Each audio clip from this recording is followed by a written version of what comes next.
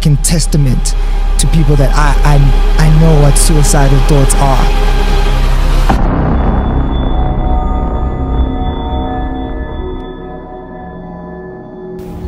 Take care of your friends. Take care of your homies. Make sure you support the young people coming up in the game. We'll catch you guys on the other side. It's your boy Ricky Rick. If you never hear from me again, I love you. God bless you. Good night.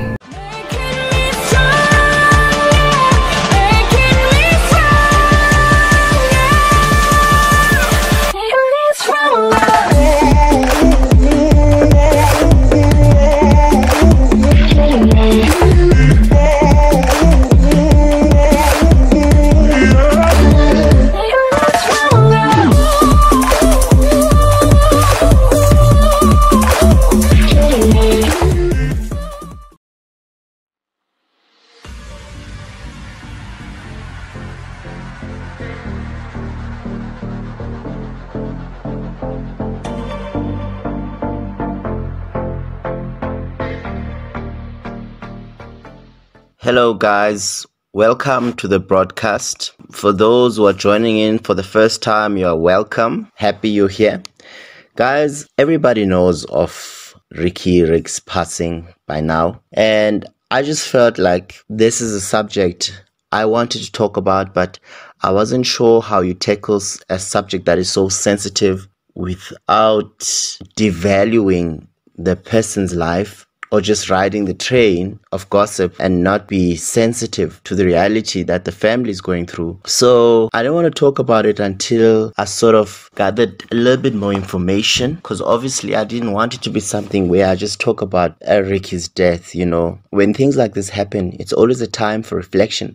For those of us who are left behind, it is always a time of reflection to look at our lives. Are we living correctly? Are we heading the right direction? And I must say, it is always a difficult time when someone passes. Ricky Rick was a public figure. I didn't know him personally, but because of his stature and his presence in South Africa, he is somebody that when he's no more, we stop, we reflect, we get shocked, and we want to know. We want to know what happened, you know. And a lot of us are having questions at this time. There's been so many things said about his relationship and so forth, and some of you have even gone and blamed those people who made a joke about Ricky's video dance and his wife seemingly not interested in that, and people started making a joke about Ricky seems to be the only one happy in this relationship. Obviously people are gonna fish for information, you know, but you want to be careful to just jump on the bandwagon of what people are saying. So I just waited for a little bit more information to come out,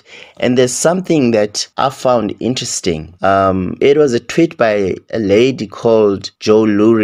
Obviously she was responding to guys, I think, talking about isolated incidents of people making fun of Ricky or just making innocent jokes, not even trying to harm him in any way. She tweeted a lot of things, and there's something very important that she said, and that just made me think. She said, "I spent 6 months on set with him in 2017, watching him go through this. His struggle and the depression to continue being Ricky. I wrote briefly about it at the time, and it later inspired the Graham Shem podcast series." Basically, she's just sharing that she saw this while she was working with Ricky on set, and she's saying as a result of this, she was inspired to start the Graham Shem podcast series. And she wrote this: "One of them who I truly love and respect, whose name I'm obviously not going to mention, once explained to me, after I found them hiding in the corner during lunch break, how they needed to withdraw from people in order to salvage some of their energy to be able to put on their blessed face and do their job. They were so deeply depressed, it would take so much out of them to pretend to be okay, that they would take tiny breaks whenever they could, just to be alone and be real. The fakeness is overwhelming for them." The lady wrote a series of tweets. Why am I telling you this? You are not paying Rick any respect by implying in hindsight that you could have been his savior. He was extremely self-aware and emotionally intelligent, but he was battling an illness he was very familiar with. He tragically lost his battle. But yes, kindness wouldn't go amiss. And yes, checking in on your people is absolutely needed. And if someone tells you they're not okay, don't dismiss it and say, I'll be fine. Listen, educate yourself about depression so you know whether they need further help. All that said, because Ricky lost his battle, it doesn't mean he didn't have a strong support system or that no one listened to him. It doesn't mean his wife, who adored him, did anything wrong. Ricky loved his family more than anything, and if he could have stayed, he would have. She also responded to a tweet by somebody who was saying all of this is above her head a bit, by saying, depression is an illness. It requires treatment like cancer, diabetes would.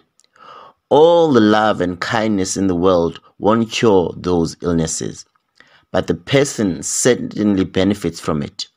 And like cancer, diabetes, not everyone who gets treated for depression gets it under control. Guys, this sort of gave me a clear background. And there was also somebody who posted a link to Ricky's Cotton Fest podcast, where he was interviewing Yanga Chief. Right at the end of that podcast, it is very clear Ricky has been struggling with. He shares what he's been struggling. I'll put the link below. Obviously, I'll play the clip, but it's short, so I cannot post most of it because of YouTube rules. But if you guys want to check it out, I've put the link below for you guys to check out this interview. I've suffered from, a lot of mental anxieties that I don't like to share too much because it's like something I want to deal with internally. I never want people to feel like, oh, let's be precious. Oh, he's precious. Treat this guy differently, he's sensitive, which I am. But there's something I want to talk about. It is clear that Ricky was struggling with depression. But more than that, there's something that he mentions about his father not being present. And him and Yanga Chief go on to talk about their experiences with fatherhood. It is rather interesting that this is something that I've been meaning to talk about for a while. The role of a father. You see, South African men, if they are not beating up women, they are committing suicide. There is something wrong, guys. There is something seriously wrong, and it's something that we need to pay attention to. Most of South African men are struggling because most of South African men have not been fathered. And you may think this is something that only affects men. I believe it affects men more, but it affects women just as much. Let me tell you why I say it may affect men. I'm not saying this as a clinical psychologist or anybody who's qualified to diagnose anybody. This is just my opinion, and I stand to be corrected. You see, most women, not all women, but most women, they grow up with a mother. Like most men do. We all grow up with mothers. But women may be stronger when it comes to their identity and their positioning because there is impartation from the mother to the daughter about issues of womanhood. Women have a relationship with their mothers. Men don't have a relationship with their fathers.